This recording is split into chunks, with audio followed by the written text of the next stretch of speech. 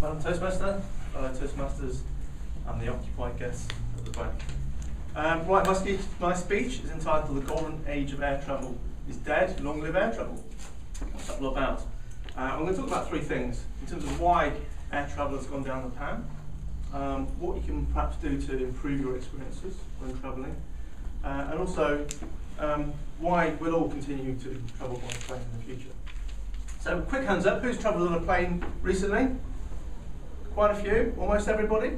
Who felt they needed a kind of a mini holiday after travelling on the plane to get over it? Okay, this is part of my point around air travel. The problem starts even before you've even got to the airport. Yeah? So it's just booking your ticket. So you go on the website, there's a confusing array of airlines. If you're lucky, you have a choice of airline where you want to fly to. If you're unlucky, you've got Ryanair, you fly there. You've got an array of fuel supplements and luggage supplements. Do you need to take a case? Don't you need to take a case? Can I get away with hand luggage? Is there fuel surcharges? So it's a really confusing booking process. So you finally get your ticket, so right, I'm ready to go, now I need to pack. Okay, well, did I pack do I pack one suitcase, do I pack two suitcases? How long am I going for? Can I fit everything into my hand luggage? So you're cramming everything into your hand luggage so you don't have to pay for the checked in baggage. So you finally leave the house, you pay the extortionate amount on the Gatwick Express to get to the airport quickly, or you pay a huge amount in parking charges to leave your car at the airport if it's more convenient. Then you start to queue. So you queue for your check-in if you need to leave your bags, you queue for the security checks, and this is where it gets even worse. You have to unpack all your hand luggage that you've carefully crammed into one case, take out your laptop, take out your iPad, make sure you've got the little clear bags with all your toothpaste in. You go through the scanner, it beeps, you go back through, take off your shoes, you go through again, it beeps again, you get rid of your money, it's like, oh my goodness. So you're already kind of stressed even before you've actually got on the plane. So you finally get through security and passport control. There's an array of places that can take your money. They're ubiquitous, all over the place.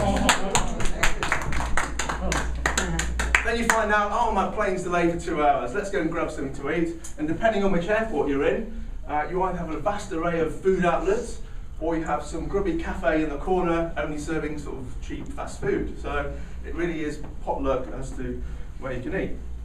So you get on the plane, you might have a bit of a scrum to get a good seat, or you might be fortunate in the fact that your airline has booked you a nice seat at check-in. Or you might be on the back row. There's a good quote from Henry Kissinger. There are only two reasons to sit in the back row of an airplane. Either you have diarrhea, or you're anxious to meet people who do. In fact, in Ryanair, they're actually proposing removing 2/3 of the toilets from their planes to fit in an extra 6 seats. They're trying to get the airline to approve that at the moment. Incredible. So you can only have one toilet on a Ryanair flight. It's going to be queuing down the aisle, I can imagine. So, what can we do to make it a little bit better? We already know it's a bit of a nightmare, and it's not like it used to be. Well, there are websites now where you can put in your airline and even your flight number in some cases, and it will tell you what type of airplane it's going to be, where you can sit on that plane, and where all the best seats are. So in terms of which seats have the most legroom, which seats might have in-seat chargers for your laptop.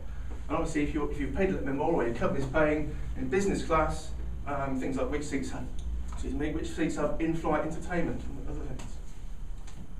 Some domestic flights nowadays have Wi-Fi and internet, so you can actually work whilst you're on your plane.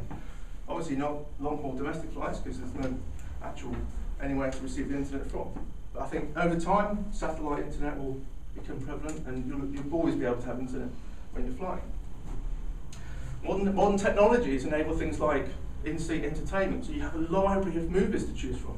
And you can pause them when you go to the loo, join the queue of course, and carry on when you sit down. You can watch TV shows, children can play interactive games using the little controllers that pull out. So it's a vast array of things to keep you occupied these days.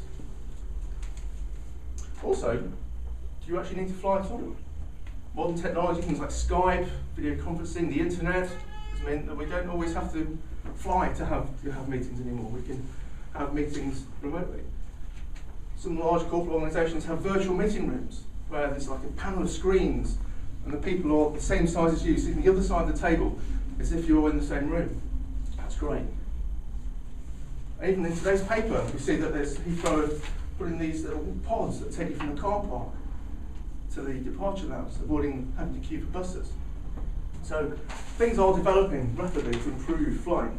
And while we always fly, well, think about it, it's kind of magical in a way.